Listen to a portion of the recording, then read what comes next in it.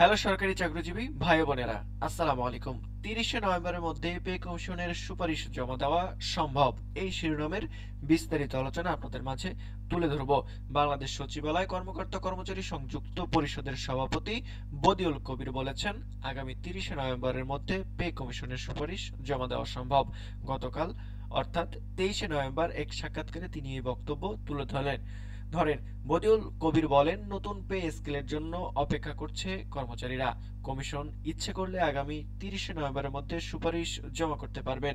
অন্ততপক্ষে সারসংক্ষেপ হলেও বেঁধে দেওয়া সময়ের মধ্যে জমা দেওয়া উচিত, অন্যথায় কর্মচারীরা আন্দোলনে ঝাঁপিয়ে পড়বেন। কর্মচারীরা এখন একজোট হয়েছেন উল্লেখ করে তিনি আরো বলেন, তারা যে কোনো সময়ে যে কোনো ধরনের কর্মসূচি বাস্তবায়নের প্রতিজ্ঞাবদ্ধ। আমরা কমিশনকে সময় দিচ্ছি, অবশ্যই এই সময়ের মধ্যে তাদের প্রতিবেদন জমা দিতে হবে। বেঁধে দেওয়া সময়ের মধ্যে দাবি আদায় না হলে এমন কর্মসূচি দেওয়ার হবে কমিশন তখন 1 বছরের কাজ 1 সপ্তাহে করতে বাধ্য হবে।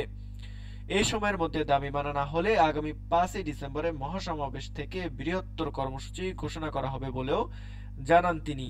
জানা গেছে, নতুন পে স্কেল প্রণয়নে গঠিত পে কমিশনের চলতি বছরের ডিসেম্বরের শেষ সপ্তাহে তাদের চূড়ান্ত সুপারিশ জমা দিতে পারে।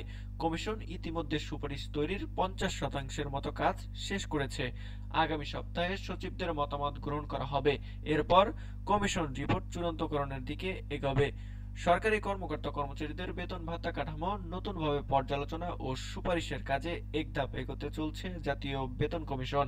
এ লক্ষ্যে সোমবার অর্থাৎ 24শে নভেম্বর সচিবালয়ে বিভিন্ন মন্ত্রণালয় ও বিভাগের সচিবদের সঙ্গে কমিশনের বৈঠকে বসার কথা রয়েছে, যেটি সফলভাবে বসা হয়েছে এবং আলোচনা কিন্তু ফলপ্রসূ হয়েছে। সেটি নিয়ে আমাদের একটি বিস্তারিত ভিডিও আছে, আপনারা অবশ্যই দেখে নেবেন।